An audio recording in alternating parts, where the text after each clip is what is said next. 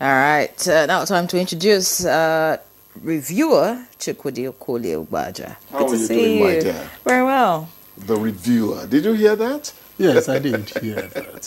What an accolade. I'm doing well. Victor, how you doing? I like the fact that you like to amuse yourself. But it's good to see you. Why would you say that, Victor? He says I'm flattering myself. Yes, and I told him I'm a billionaire. He should join the club.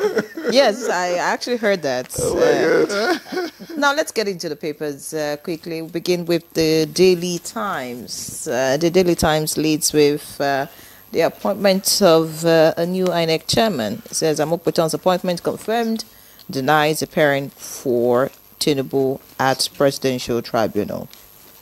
All of that on page 2.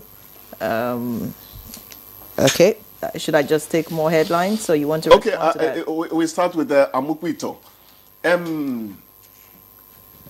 Fair elections are the basis of everything in a democracy. So if the newly screened and,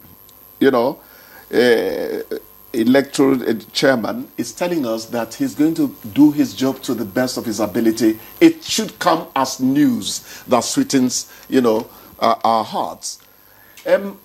When there was this program, run by Reverend Father George Husani's organization, where we gave awards to people we called models of integrity.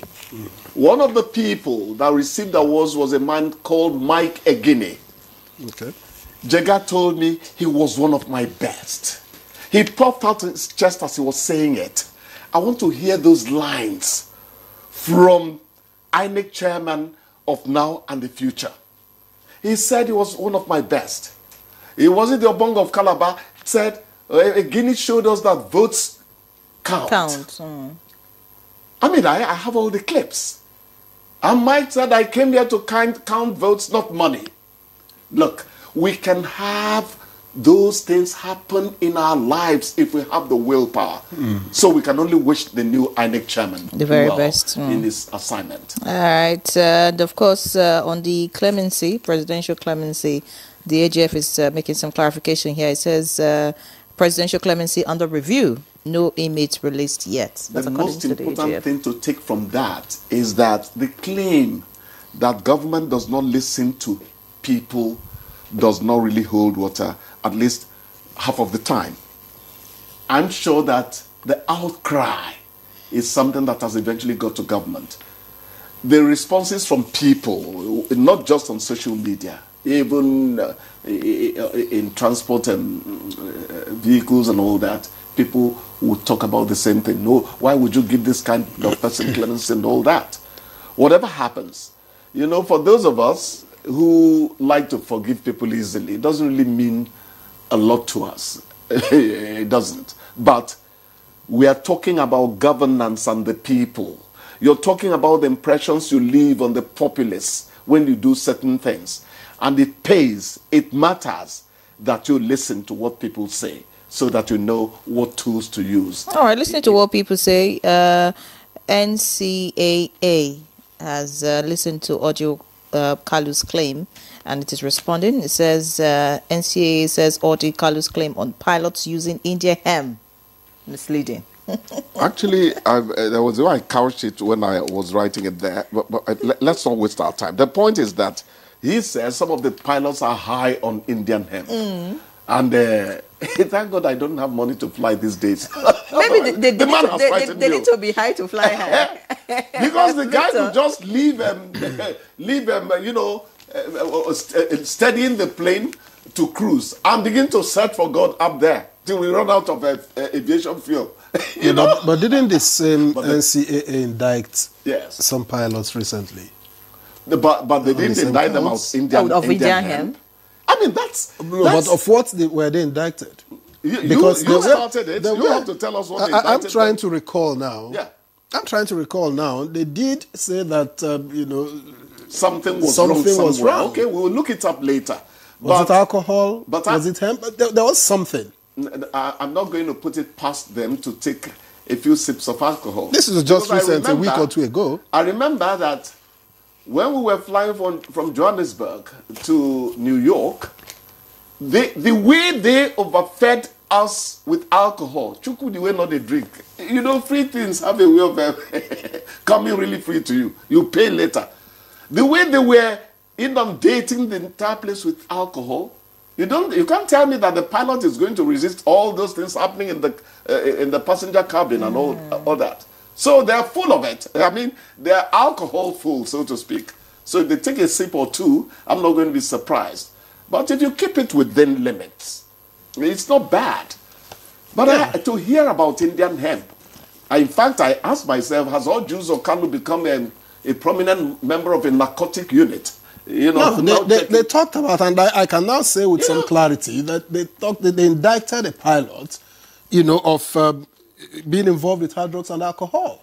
So, and that was just recent, pretty recent. If a pilot, I mean, it doesn't mean that. Yes, one bad apple doesn't make the whole bunch bad. Yeah, there will always be, you know, black sheep.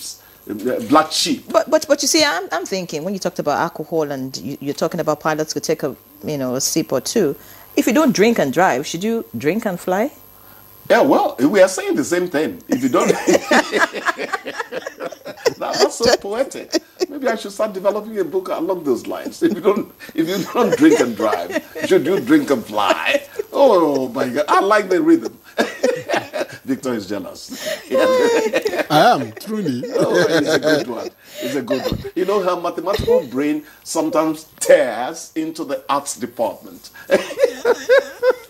Chukudi, I'm sure you have some headlines in your paper, but there's this one here that says, group demands government action as hunger, malnutrition persists in Nigeria. Yesterday was World Food Day, and of course, calls for, government to do the needful so that, Nigerians do not starve. The thing is this. I have always said that journalism requires us to say the way it is when some food prices are coming down.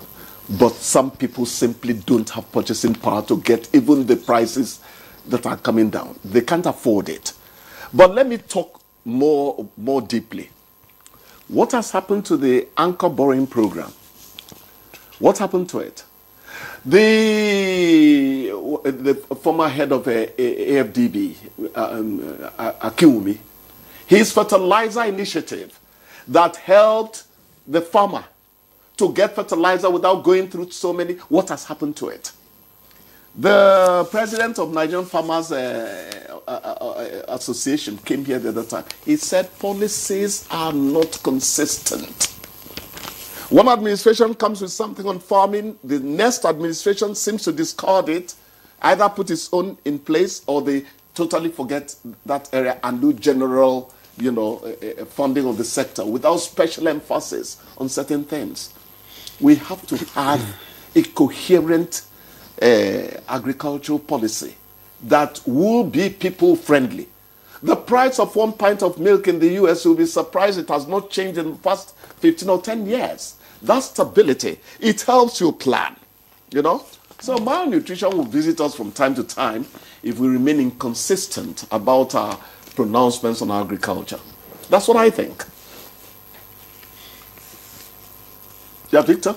All right. I had wanted to, but I'm being told that we have to let it go. But Dangote is seeking legal backing for Nigeria First policy. I think he's talking about the industrial trajectory being at risk if that isn't done. Well, at least they've returned the policy that supplied crude to him, which is something that is Nigeria First in a way, I think Trump is affecting the world so much. Every country usually treats itself first.